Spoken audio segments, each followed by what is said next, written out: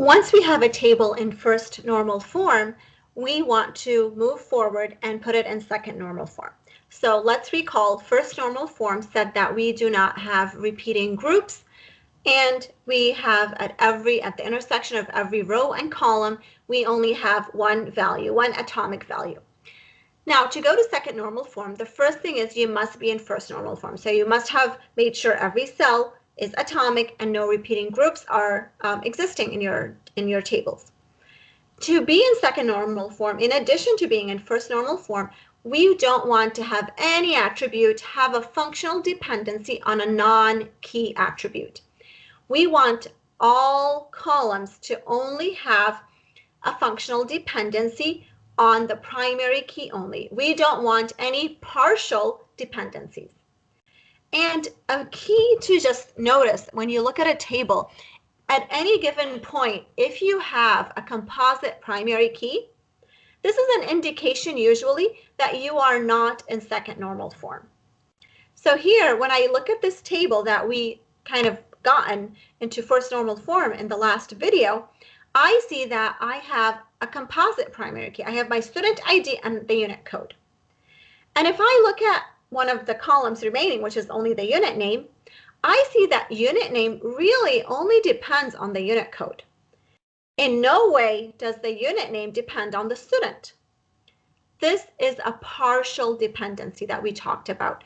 Here I have a partial dependency between the unit name and the primary key. And this is not going to be in second normal form. I need to remove this partial functional dependency because I want every column to only depend on the primary key as a whole. I don't want it to depend on anything that is partial. And so I need to get this information out.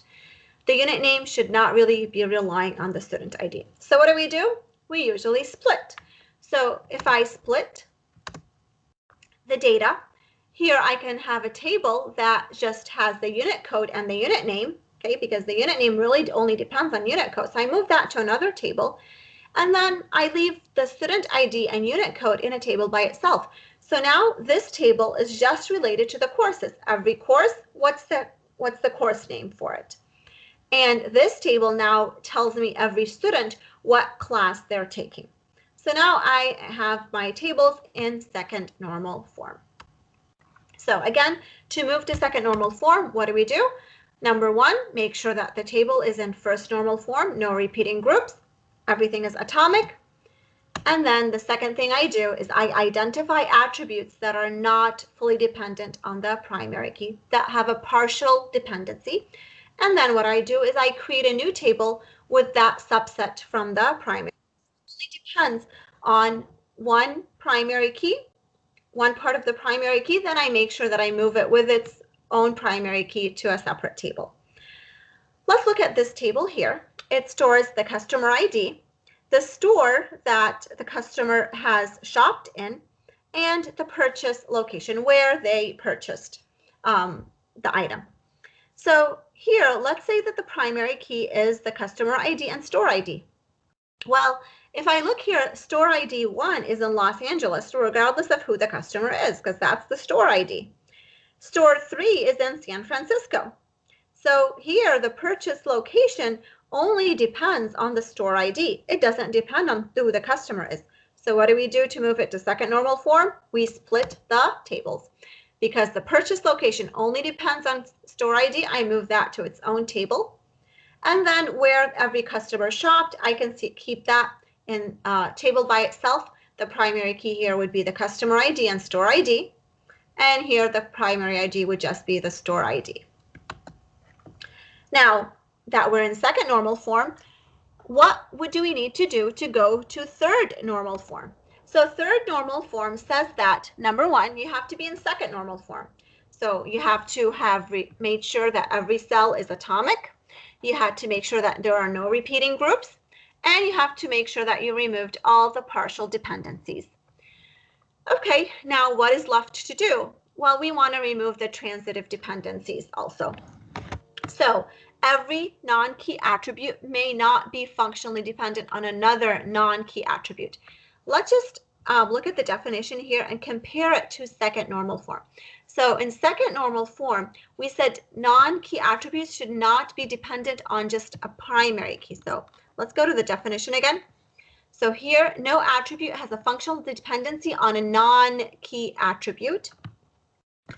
And so we don't want any attribute to have a dependency on a non-key attribute. Here, we also have the same thing. We want non-key attributes may not have a functional dependency on another non-key attribute.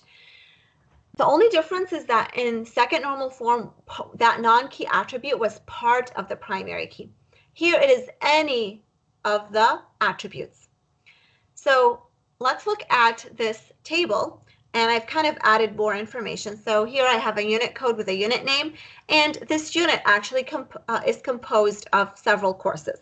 So the advanced database, for example, has a course, computing. This unit name also has the course. A multi-user operating system also has this course. So this course is a course that is shared by, different departments or different majors you can think of.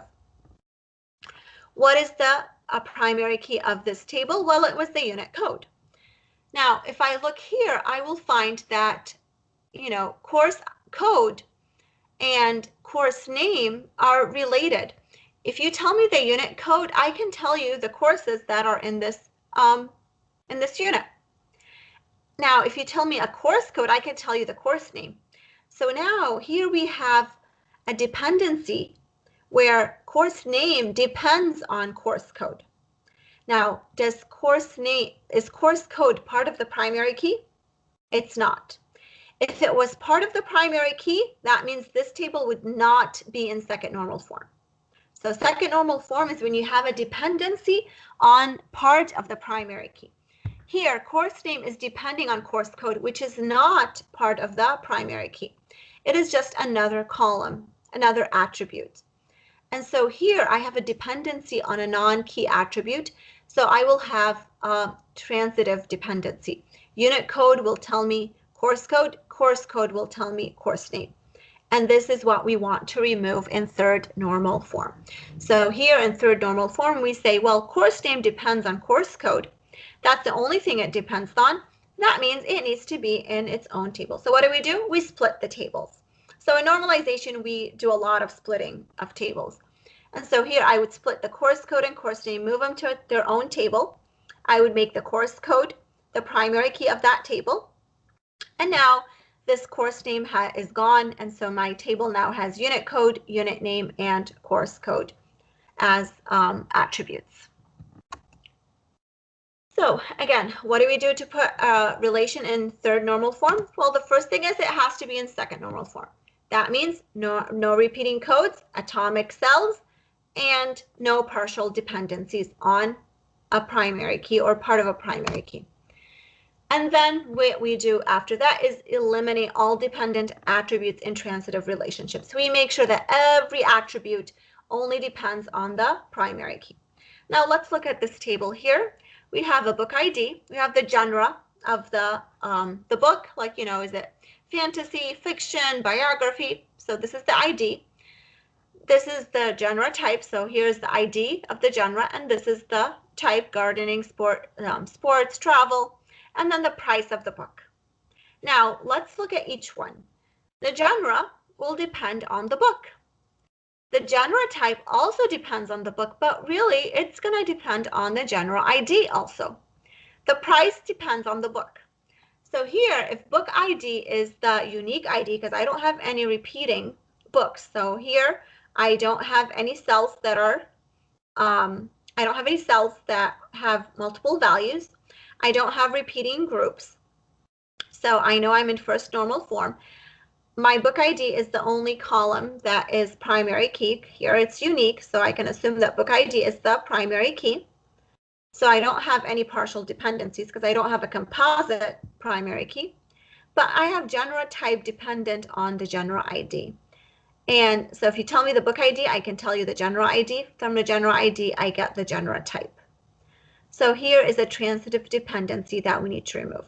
How do we remove it? Well, we take that genre ID and genre type that kind of depend on each other and move them to their own table. So those move to another table. And so when I move it to another table, basically I've taken out the genre type. I have to keep the ID so I know each book what the ID of it is, and I keep the price. So now my table is in third normal form. Okay. Now here, let's do this example and let's practice. I have this huge table and it's unnormalized, and I want to make sure that I move it to first normal form. So the first thing I do is I look at my cells. Do I have any cells that have more than one item in it? I don't. So that part, check. Do I have repeating groups? Let's see. Here I have 4 students, their names, the high school they go to, the high school enrollment, the course ID. So here if I start looking, this high school, St. Francis, exists twice with its enrollment as 3,000. And then I have course ID 2301, Intro Management. That's repeated twice. And basically that's it. So now I ask myself, what repeating groups do I need to remove? And here I can see that the last part I can split into 2 tables, one for the student data and one for the courses that the students took, so that I wouldn't have any repeating groups. And so what I do is I split the students into their own table, and I split the courses that they took into a second table. My second thing to do, my second step, is to move to second normal form. And the purpose of second normal form is to remove functional dependencies on a subset of the primary key, those partial dependencies. When I did the splitting, my course ID became part of the primary key. So here I am sure that I'm going to have some partial dependency. And if I look at it, the title of the course doesn't depend on the student ID, it depends on the course ID. So here, this is information that needs to be split so that if I change the title of a course, I don't change it in multiple places. And so here I notice that this information has a partial dependency, and so I need to split it into its own table. Now that I'm in second normal form, I want to go to third normal form. So what is the purpose of third normal form? It is to remove the transitive dependencies. Now let's look at one table at a time. Here I don't have any transitive dependencies because I only have 2 columns. Here I don't have transitive dependencies because really the grade is determined by both the course ID and the student ID. If I look at this table, I have a transitive dependency. You tell me the student ID, I'll give you the name and the high school they go to. If you tell me the high school, I'll tell you the enrollment. So here we have a transitive dependency. So the high school enrollment and high school name should be in their own table. And so I should split these into their own table. And so after normalization, I would end up with 4 tables. So for today's classwork, what you're going to do is you are going to follow the 3 normal forms to get this table into third normal form. So what I want you to do is copy this table, like basically start in like maybe Word, and copy this table from the PowerPoint, and just say at every step, describe what needs to be done in each normalization form. So say, to go to first normal form, I need to make sure that every cell is atomic and there are no repeating groups. And then see what needs to be done to get to that stage and paste the tables that are going to be there. So you can copy and paste this table, like split it, remove rows, columns, whatever you need to do. And then after that, say, okay, now that this table is in second normal form, my goal is to have no partial dependencies. And then do the splitting that needs to be done, and then third normal form. Make sure you don't oversplit. One of the common mistakes in normalization is that you just start splitting randomly. And if you split randomly, you'll oversplit. So don't split the tables unless there is a reason to do the splitting. So like I said, mention every step, put your goal, write your goal, what your goal is, so that you know what exactly you're looking for in that normalization step.